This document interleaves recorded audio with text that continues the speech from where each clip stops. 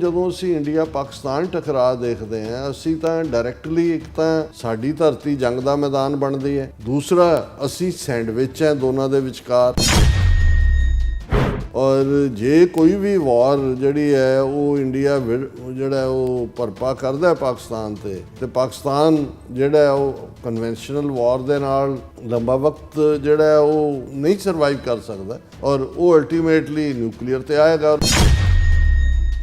ਉਹਦੇ 'ਚ ਸਾਡੀ ਸਿਵਲਾਈਜੇਸ਼ਨ ਦੋਨੋਂ ਪੰਜਾਬਾਂ ਵਾਲੇ ਪਾਸੇ, ਸਾਡਾ ਹੈਰੀਟੇਜ, ਸਾਡੀ ਆਬਾਦੀ ਉਹ ਟੋਟਲ ਜਿਹੜਾ ਉਸ ਸਫਾਏ ਹਸਤੀ ਤੋਂ ਮਿਟਣ ਦਾ ਨਾਂ ਹੋਏਗਾ। India-Pakistan ties remain a risk for nuclear conflict, US intelligence. ਇਸ ਬਦਲਦੀ ਦੁਨੀਆ ਵਿੱਚ ਤੁਸੀਂ ਪਿੱਛੇ ਨਾ ਰਹਿ ਜਾਓ। ਹਰ ਘਟਨਾ ਜੋ ਤੁਹਾਡੀ ਜ਼ਿੰਦਗੀ ਤੇ ਅਸਰ ਪਾ ਰਹੀ ਹੈ, ਅਸੀਂ ਉਸ ਬਾਰੇ ਦਵਾਂਗੇ ਤੁਹਾਨੂੰ ਸਟੀਕ ਤੇ ਸਹੀ ਜਾਣਕਾਰੀ। ਤੁਹਾਡਾ ਆਪਣਾ ਹੱਕ ਸੱਚ ਦੀ ਆਵਾਜ਼ TV84। TV84 ਦੇ ਨਾਲ ਜੁੜਨ ਲਈ ਆਪਣਾ ਫੋਨ ਚੁੱਕੋ ਤੇ ਐਪ ਸਟੋਰ ਵਿੱਚ ਜਾ ਕੇ ਡਾਊਨਲੋਡ ਕਰੋ TV84 ਦੀ ਨਵੀਂ ਐਪ।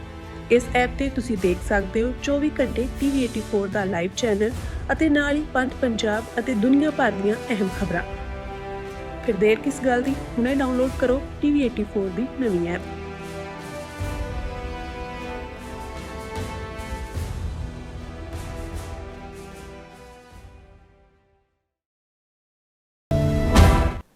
ਦਰਸ਼ਕੋ, ਬ੍ਰੇਕ ਤੋਂ ਬਾਅਦ ਤੁਹਾਡਾ ਸਭ ਦਾ ਭਰਪੂਰ ਸਵਾਗਤ ਹੈ। ਸੋ ਇਸ ਗੱਲਬਾਤ ਕਰਨ ਜਾ ਰਹੇ ਹਾਂ ਕਿ ਅਮਰੀਕਾ ਵੱਲੋਂ ਜਾਰੀ ਕੀਤੀ ਗਈ 34 ਸਫ਼ਿਆਂ ਦੀ ਇੰਟੈਲੀਜੈਂਸ ਰਿਪੋਰਟ ਵਿੱਚ ਕਿਹਾ ਗਿਆ ਹੈ ਕਿ ਭਾਰਤ ਤੇ ਪਾਕਿਸਤਾਨ ਵਿਚਕਾਰ ਨਿਊਕਲੀਅਰ ਜੰਗ ਦਾ ਖਤਰਾ ਹਮੇਸ਼ਾ ਹੈ। ਰਿਪੋਰਟ ਵਿੱਚ ਆਪਰੇਸ਼ਨ ਸਿੰਦੂਰ ਦਾ ਵੀ ਜ਼ਿਕਰ ਕਰਦਿਆਂ ਕਿਹਾ ਗਿਆ ਹੈ ਕਿ ਪ੍ਰੈਜ਼ੀਡੈਂਟ ਟਰੰਪ ਨੇ ਦਖਲਅੰਦਾਜ਼ੀ ਕਰਕੇ ਭਾਰਤ ਤੇ ਪਾਕਿਸਤਾਨ ਵਿਚਾਲੇ ਨਿਊਕਲੀਅਰ ਜੰਗ ਨੂੰ ਰੁਕਵਾਇਆ ਸੀ। ਸੋ ਇਸ ਬਾਰੇ ਆਪਾਂ ਗੱਲਬਾਤ ਕਰਨ ਜਾ ਰਹੇ ਹਾਂ। ਸੋ ਅਸੀਂ ਚਾਹਾਂਗੇ ਕਿ ਤੁਸੀਂ ਇਸੇ ਤਰ੍ਹਾਂ ਬਣੇ ਰਹਿਣਾ, ਦੇਖਣ ਸੁਣਨ ਲਈ, ਲਿਖਣ ਲਈ। ਤੁਹਾਡਾ ਸਭ ਦਾ ਬਹੁਤ ਬਹੁਤ ਧੰਨਵਾਦ ਜੀ। ਡਾਕਟਰ ਸਾਹਿਬ, ਕੀ ਵਿਚਾਰਾਂ ਨੇ? ਦੇਖੋ, ਪ੍ਰੈਜ਼ੀਡੈਂਟ ਕਲਿੰਟਨ ਜਦੋਂ 20 ਮਾਰਚ 2000 ਨੂੰ ਭਾਰਤ ਦੇ ਦੌਰੇ ਤੇ ਚੜ੍ਹੇ, ਜਾਣ ਤੋਂ ਪਹਿਲਾਂ ਉਹਨਾਂ ਨੇ ਪ੍ਰੈਸ ਕਾਨਫਰੰਸ ਦੇ ਵਿੱਚ ਇਹ ਕਿਹਾ ਸੀ ਕਿ ਵੀ ਭਾਰਤ ਔਰ ਪਾਕਿਸਤਾਨ ਦੇ ਵਿਚਕਾਰ ਨਿਊਕਲੀਅਰ ਫਲੈਸ਼ ਪੁਆਇੰਟ ਹੈ ਜਿਹੜਾ ਕਿਸੇ ਵੇਲੇ ਵੀ ਜਿਹੜਾ ਇਸ ਟਕਰਾਅ ਵਾਲਾ ਫਲੈਸ਼ ਪੁਆਇੰਟ ਲਫ਼ਜ਼ ਬੜਾ ਸਟਰੋਂਗ ਲਫ਼ਜ਼ ਹੁੰਦਾ ਹੈ। ਔਰ ਇਹ ਉਹ ਪੀਰੀਅਡ ਸੀ ਜਦੋਂ ਕਸ਼ਮੀਰ ਦੇ ਵਿੱਚ ਆਜ਼ਾਦੀ ਮੂਵਮੈਂਟ ਵੀ ਪੂਰੇ ਜ਼ੋਰ ਨਾਲ ਚੱਲ ਰਹੀ ਸੀ, ਭਾਰਤੀ ਫੌਜਾਂ ਦਾ ਜ਼ਬਰ ਵੀ ਚੱਲ ਰਿਹਾ ਸੀ ਔਰ ਅਟਲ ਬਿਹਾਰੀ ਵਾਜਪਾਈ ਦੀ ਸਰਕਾਰ ਸੀ, LK ਅਡਵਾਨੀ ਹੋਮ ਮਿਨਿਸਟਰ ਸੀ। ਸੋ ਉਹਨਾਂ ਨੇ ਜਿਹੜਾ ਧਿਆਨ ਪਾਸੇ ਹਟਾਉਣ ਦੇ ਲਈ ਜਿਸ ਬੜੀ ਕੋਝੀ ਹਰਕਤ ਨੂੰ ਜਿਹੜਾ ਉਹ ਜਨਮ ਦਿੱਤਾ, ਉਹ ਸੀ ਕਿ ਕਸ਼ਮੀਰ ਵਾਦੀ ਦੇ ਜ਼ਿਲ੍ਹਾ ਅਨੰਤਨਾਗ ਦੇ ਚਿੱਠੀ ਸਿੰਘਪੁਰਾ ਪਿੰਡ ਦੇ ਵਿੱਚ 35 ਮੇਲ ਸਿੱਖਾਂ ਨੂੰ ਘਰਾਂ ਚੋਂ ਕੱਢ ਕੇ ਗੁਰਦੁਆਰੇ ਦੀ ਕੰਧ ਦੇ ਨਾਲ ਖੜਾ ਕਰਕੇ ਜਿਹੜਾ ਉਹ ਗੋਲੀਆਂ ਦੇ ਨਾਲ ਭੁੰਨ ਦਿੱਤਾ ਸੀ। ਔਰ ਇਹ ਅਲਟੀਮੇਟਲੀ ਜਦੋਂ ਅਸੀਂ ਉਸ ਵੇਲੇ Madeleine Albright secretary of state ਸੀ ਕਲਿੰਟਨ ਦੀ, ਬਾਅਦ 'ਚ ਉਹਨੇ ਪਹਿਲੀ ਟਰਮ ਤੋਂ ਬਾਅਦ ਉਹ ਦੂਜੀ ਟਰਮ ਨਹੀਂ ਉਹਨੇ ਲਈ ਔਰ ਉਹ ਵਾਪਸ ਆਪਣੀ ਯੂਨੀਵਰਸਿਟੀ 'ਚ ਪੜ੍ਹਾਉਣ ਚਲੀ ਗਈ ਸੀ। ਉਹਨੇ ਕਿਤਾਬ ਵੀ ਲਿਖੀ ਮਾਈਟੀ ਐਂਡ ਐਲਮਾਈਟੀ ਔਰ ਉਹਦੇ ਫੋਰਵਰਡ ਦੇ ਵਿੱਚ ਪ੍ਰੈਜ਼ੀਡੈਂਟ ਕਲਿੰਟਨ ਨੇ ਇਸ ਗੱਲ ਨੂੰ ਮੰਨਿਆ ਸੀ। ਸੋ ਜੇ ਅੱਜ ਅਸੀਂ ਯੂਨਾਈਟਿਡ ਸਟੇਟਸ ਦੀ ਇੰਟੈਲੀਜੈਂਸ ਰਿਪੋਰਟ ਜਿਹੜੀ ਆਲਮੋਸਟ 34 ਪੇਜ ਦੀ ਜਿਹੜੀ ਡਿਸਕਸ ਵੀ ਹੋ ਰਹੀ ਹੈ ਔਰ ਜਿਸ ਦੇ ਉੱਤੇ ਅੱਜ ਚਰਚਾ ਵੀ ਸਾਰੇ ਪਾਸੇ ਹੈ, ਉਸ ਦੇ ਵਿੱਚ ਉਹੀ ਕਹਾਣੀ ਜਿਹੜੀ ਲਗਭਗ 26 ਸਾਲ ਪਹਿਲਾਂ ਜਿਹੜਾ, ਕਿਉਂਕਿ ਜਦੋਂ ਪ੍ਰੈਜ਼ੀਡੈਂਟ ਕਲਿੰਟਨ ਨੇ ਨਿਊਕਲੀਅਰ ਫਲੈਸ਼ ਪੁਆਇੰਟ ਕਿਹਾ ਸੀ, ਉਸ ਤੋਂ 2 ਸਾਲ ਪਹਿਲਾਂ ਹੀ 1998 ਦੇ ਵਿੱਚ ਭਾਰਤ ਨੇ 5 ਨਿਊਕਲੀਅਰ ਧਮਾਕੇ ਕੀਤੇ ਸੀ। ਪਾਕਿਸਤਾਨ ਨੇ 6 ਕਰਕੇ ਦੱਸਤਾ ਸੀ ਕਿ ਭਾਈ ਅਸੀਂ ਜਿਹੜੇ ਹੈ ਹੁਣ ਤੁਹਾਡੇ ਬਰਾਬਰ ਆ ਗਏ। ਔਰ ਉਸ ਤੋਂ ਫੌਰਨ ਬਾਅਦ 98 ਤੋਂ ਬਾਅਦ ਨਿਊਕਲੀਅਰ ਕਿੰਨਾ ਪਾਵਰਫੁਲ ਡੈਟਰੈਂਟ ਪਾਕਿਸਤਾਨ ਦੇ ਕੋਲ ਆਇਆ। ਕਾਰਗਿਲ ਵਾਰ ਜਿਹੜੀ ਜ਼ਾਹਰ ਹੈ ਪਾਕਿਸਤਾਨ ਨੇ ਹੀ ਪਲਾਨ ਕੀਤੀ। ਮੁਸ਼ਰਫ ਹਾਲਾਂ ਨਵਾਜ਼ ਸ਼ਰੀਫ ਪ੍ਰਾਈਮ ਮਿਨਿਸਟਰ ਸੀ, ਉਹ ਤਾਂ ਵਾਜਪਾਈ ਬੱਸ ਦੇ ਉੱਤੇ ਲਾਹੌਰ ਬੱਸ ਡਿਪਲੋਮੇਸੀ ਕਰ ਰਿਹਾ ਸੀ, ਪਰ ਮੁਸ਼ਰਫ ਨੇ ਖੁਦ ਉਹਨੂੰ ਲੀਡ ਕੀਤਾ ਔਰ ਕਾਰਗਿਲ ਦੇ ਵਿੱਚ ਭਾਰਤ ਦਾ ਜਿਹੜਾ ਉਹ ਵੱਡਾ ਨੁਕਸਾਨ ਹੋਇਆ। ਪਰ ਜਿਹੜਾ ਟੈਸਟਿੰਗ ਸੀ ਨਿਊਕਲੀਅਰ ਦੀ ਉਹ ਇਹ ਸੀ ਕਿ 65 ਵੇਲੇ 71 ਵੇਲੇ ਜਦੋਂ ਕਸ਼ਮੀਰ ਸੈਕਟਰ, ਛੰਭ ਜੋੜੀਆਂ ਜਾਂ ਦੂਸਰੇ 'ਚ ਭਾਰਤ ਲੂਜ਼ਰ ਹੁੰਦਾ ਸੀ ਤੇ ਉਹ ਵੈਸਟਰਨ ਫਰੰਟ ਖੋਲ ਦਿੰਦਾ ਸੀ। ਲਾਹੌਰ ਵਾਲਾ ਪਾਸਾ, ਕਸੂਰ ਵਾਲਾ ਪਾਸਾ, ਹੁਸੈਨੀ ਵਾਲਾ ਜਿੱਥੇ ਪਾਕਿਸਤਾਨ ਮੋਰ ਵਲਨਰੇਬਲ ਹੈ, ਜਾਂ ਲਾਹੌਰ 15 ਮੀਲ ਦੂਰ ਹੈ ਅੰਮ੍ਰਿਤਸਰ ਤੋਂ, ਇਵੇਂ ਹੀ ਸਿਆਲਕੋਟ ਔਰ ਕਸੂਰ ਔਰ ਮੇਨ ਸੈਕਟਰ ਨੇ, ਉਹ ਪਾਕਿਸਤਾਨ ਦਾ ਜਿਹੜਾ ਸੌਫਟ ਟਾਰਗੇਟ ਜਾਂ ਵੀਕ ਪੁਆਇੰਟ ਬਣ ਜਾਂਦਾ, ਜਿਹਦੇ ਲਈ ਪਾਕਿਸਤਾਨ ਨੂੰ ਸਾਰੀ ਫੌਜ ਝੌਂਕੜੀ ਪੈਂਦੀ ਸੀ। ਲੇਕਿਨ ਕਾਰਗਿਲ ਦੇ ਵੇਲੇ ਜਿਹੜਾ ਭਾਰਤ ਨੇ ਨਹੀਂ ਖੋਲ੍ਹਿਆ ਕਿਉਂਕਿ ਪਾਕਿਸਤਾਨ ਨਿਊਕਲੀਅਰ ਹੋ ਚੁੱਕਾ ਸੀ। ਹੁਣ ਅਸੀਂ ਫਾਸਟ ਫਾਰਵਰਡ ਕਰੀਏ ਕਾਰਗਿਲ ਤੋਂ ਜਾਂ 2000 'ਚ ਪ੍ਰੈਜ਼ੀਡੈਂਟ ਕਲਿੰਟਨ ਦੇ ਕਹਿਣ ਤੋਂ 2025 ਜਿਸ ਦੇ ਵਿੱਚ ਫਾਲਸ ਫਲੈਗ ਆਪਰੇਸ਼ਨ ਇੰਡੀਆ ਕਰਦਾ ਹੈ ਪਹਿਲਗਾਮ ਦੇ ਵਿੱਚ, ਜਿਸ ਨੂੰ ਈਵਨ ਇਸ ਇੰਟੈਲੀਜੈਂਸ ਦੀ ਜਿਹੜੀ 34 ਸਫ਼ਿਆਂ ਦੀ ਰਿਪੋਰਟ ਹੈ ਉਹਦੇ 'ਚ ਵੀ ਉਹਨਾਂ ਨੇ ਉਹਨੂੰ ਟੈਰਰਿਸਟ ਅਟੈਕ ਕਿਹਾ। ਪਾਕਿਸਤਾਨ ਦੇ ਖਾਤੇ 'ਚ ਨਹੀਂ ਪਾਇਆ ਜਿਵੇਂ ਇੰਡੀਆ ਨੇ ਫਾਲਸ ਫਲੈਗ ਕਰਕੇ ਪਾਇਆ। ਔਰ 22 ਅਪ੍ਰੈਲ ਨੂੰ ਇਹ ਹੁੰਦਾ ਤੇ 7 ਮਈ ਨੂੰ ਆਲਮੋਸਟ 2 ਹਫ਼ਤੇ ਬਾਅਦ ਇੰਡੀਆ ਜਿਹੜਾ ਹੈ ਉਹ ਸੋ ਕਾਲਡ ਆਪਰੇਸ਼ਨ ਸੰਦੂਰ ਦੇ ਨਾਂ ਥੱਲੇ ਪਾਕਿਸਤਾਨ ਦੇ ਵਿੱਚ ਜਿਹੜਾ ਹੈ ਉਹ ਅਟੈਕ ਕਰਦਾ ਹੈ। ਔਰ ਫਿਰ ਜਿਹੜੀ 7, 8, 9, 10 ਮਈ ਦੀ ਡਰੋਨ ਮਿਜ਼ਾਈਲ ਵਾਰ ਹੁੰਦੀ ਜਿਹਦੇ ਵਿੱਚ ਪਾਕਿਸਤਾਨ ਮੁਕੰਮਲ ਸ਼ਿਕਸਤ ਭਾਰਤ ਨੂੰ ਦਿੰਦਾ ਹੈ ਔਰ ਭਾਰਤ ਹੀ ਅਮਰੀਕਾ ਦੇ ਤਰਲੇ ਕਰਦਾ ਹੈ ਕਿ ਭਾਈ ਇਸ ਜੰਗ ਨੂੰ ਉਹਨਾਂ ਦੇ ਰਾਫੇਲ ਡਿੱਗਦੇ ਨੇ। ਦੂਜਾ ਹੁਣ ਮੈਂ ਜੇ ਪਾਕਿਸਤਾਨ ਦੀ ਔਰ ਭਾਰਤ ਦੇ ਹਵਾਲੇ ਨਾਲ ਕਿਵੇਂ ਨਿਊਕਲੀਅਰ ਔਰ ਸਾਡਾ ਇਹਦੇ 'ਚ ਕੀ ਇਹ ਨਹੀਂ ਹੈ, ਹੁਣ ਕੁਝ ਚੀਜ਼ਾਂ ਨੇ ਅਸੀਂ ਇਹ ਕਹਿੰਦੇ ਹਾਂ ਜੀ we don't have a dog in the fight, ਜਿਵੇਂ ਈਰਾਨ ਅਮਰੀਕਾ ਜਾਂ ਈਰਾਨ ਇਜ਼ਰਾਈਲ ਕਨਫਲਿਕਟ ਹੈ, ਲੌਂਗ ਟਰਮ ਸਾਨੂੰ ਇਫੈਕਟ ਕਰਦਾ ਹੈ, ਸਾਡੇ ਖਿੱਤੇ 'ਚ ਹੈ। ਲੇਕਿਨ ਜਦੋਂ ਅਸੀਂ ਇੰਡੀਆ ਪਾਕਿਸਤਾਨ ਟਕਰਾਅ ਦੇਖਦੇ ਹਾਂ ਅਸੀਂ ਤਾਂ ਡਾਇਰੈਕਟਲੀ ਇੱਕ ਤਾਂ ਸਾਡੀ ਧਰਤੀ ਜੰਗ ਦਾ ਮੈਦਾਨ ਬਣਦੀ ਹੈ, ਦੂਸਰਾ ਅਸੀਂ ਸੈਂਡਵਿਚ ਹੈ ਦੋਨਾਂ ਦੇ ਵਿਚਕਾਰ, ਥਰਡਲੀ ਕੋਈ ਵੀ ਜਿਹੜੀ ਇੰਡੀਆ ਪਾਕਿਸਤਾਨ ਟਕਰਾਅ ਹੈ ਉਹਦੇ 'ਚ ਹੁਣ ਇੰਡੀਆ 6 ਗੁਣਾ ਵੱਡਾ ਹੈ ਪਾਕਿਸਤਾਨ ਤੋਂ, ਫੌਜੀ ਪਾਵਰ ਵੀ, ਇਲਾਕਾ ਵੀ, ਇਕਨੋਮੀ ਵੀ।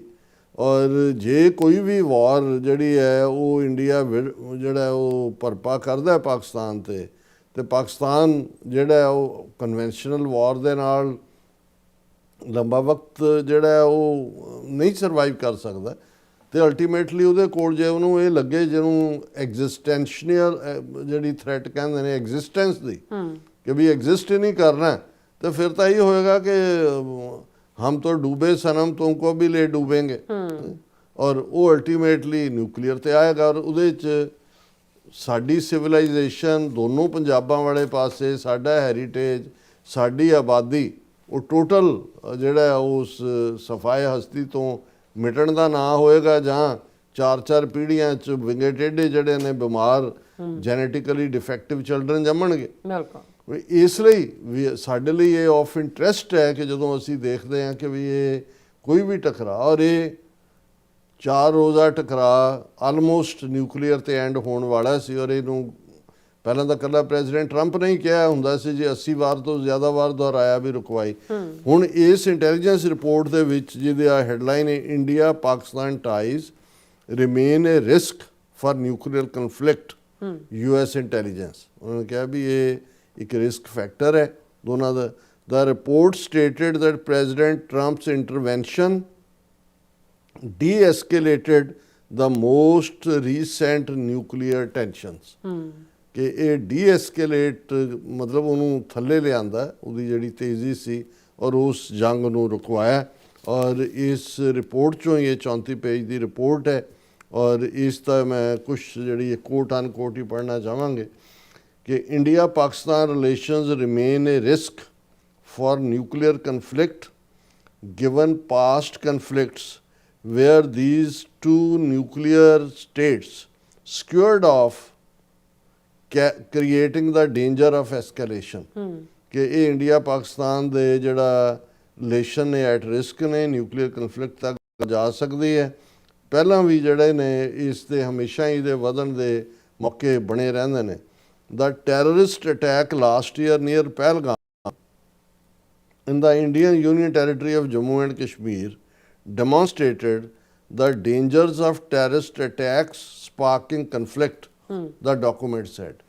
कि attack terrorist ਦਾ ਪਾਕਿਸਤਾਨ ਨੇ ਨਹੀਂ ਕੀਤਾ ਜੋ ਇੰਡੀਆ ਨੇ ਪਾਕਿਸਤਾਨ ਨੂੰ ਬਲੇਮ, ਪਰ ਉਹ ਇੱਕ ਐਸਕੇਲੇਟਿੰਗ ਫੈਕਟਰ ਬਣਿਆ ਕਿ ਇੰਡੀਆ ਨੇ ਉਸ ਬਹਾਨੇ ਨਾਲ ਪਾਕਿਸਤਾਨ ਨੂੰ ਦੇ ਉੱਤੇ ਹਮਲਾ ਕੀਤਾ। ਜੀ President Trump's intervention de-escalated the most recent nuclear tensions, and we assess that neither country seeks to return to open conflict, but that conditions exist for terrorist actors to continue to create catalysts for crisis. ਉਹਨਾਂ ਨੇ ਕਿਹਾ ਵੀ ਭਾਵੇਂ ਦੋਵੇਂ ਮੁਲਕ ਹੀ ਟਕਰਾ ਨਹੀਂ ਚਾਹੁੰਦੇ, ਹਾਲੇ ਸ਼ਾਇਦ ਇਹ ਗੱਲ ਮੁਕੰਮਲ ਠੀਕ ਨਹੀਂ ਹੈ। ਜੇ ਇੰਡੀਆ ਇਹ ਕਹਿੰਦਾ ਜੇ ਅਸੀਂ ਆਪਰੇਸ਼ਨ ਸੰਦੂਰ ਖਤਮ ਨਹੀਂ ਕੀਤਾ, ਅਸੀਂ ਤਾਂ ਪੌਜ਼ ਕੀਤਾ, ਅਸੀਂ ਤਾਂ ਉਸ ਨੂੰ ਰੋਕਿਆ ਦੁਬਾਰਾ ਅਸੀਂ, ਪਰ ਇਹ ਕਹਿੰਦੇ ਨੇ ਕਿ ਵੀ ਦੋਨੋਂ ਮੁਲਕ ਨਹੀਂ ਚਾਹੁੰਦੇ, ਪਤਾ ਦੋਨਾਂ ਨੂੰ ਹੀ ਅਲਟੀਮੇਟਲੀ ਵੀ ਨਿਊਕਲੀਅਰ ਦਾ ਮਤਲਬ ਤਾਂ ਫਿਰ ਮੁਕੰਮਲ ਤਬਾਹੀ ਹੈ। ਪਰ ਜੇ ਕੋਈ ਦਹਿਸ਼ਤਗਰਦੀ ਦਾ ਐਕਸ਼ਨ ਹੁੰਦਾ ਹੈ ਤੇ ਦੋਨੋਂ ਉਹਦੇ 'ਚ ਘੜੀਸੇ ਵੀ ਜਾ ਸਕਦੇ ਨੇ ਉਸ ਕਨਫਲਿਕਟ ਦੇ ਵਿੱਚ। ਇਸ ਲਈ ਇਹ ਤਲਵਾਰ ਸਿਰ ਤੇ ਲਟਕਦੀ ਰਹਿੰਦੀ ਹੈ ਜਾਂ ਲਟਕਦੀ ਰਹੇਗੀ। ਔਰ ਅਸੀਂ ਇਹ ਸਮਝਦੇ ਹਾਂ ਇਸ ਰਿਪੋਰਟ ਦੇ ਵਿੱਚ ਫਿਰ ਪਾਕਿਸਤਾਨ ਤਾਲਿਬਾਨ ਟੈਨਸ਼ਨ ਦੀ ਗੱਲ ਹੈ, ਆਈਸਿਸ ਕੀ ਕਰ ਰਹੀ ਹੈ ਉਹਦੀ ਗੱਲ ਹੈ, ਤਾਲਿਬਾਨ ਔਰ ਜਿਹੜੀ ਹੈ ਉਹ ਤਾਲਿਬਾਨ ਰਜੀਮ ਕਿਵੇਂ ਪਾਕਿਸਤਾਨ 'ਚ ਕਰ ਰਿਹਾ ਨਿਸ਼ਾਨੇ।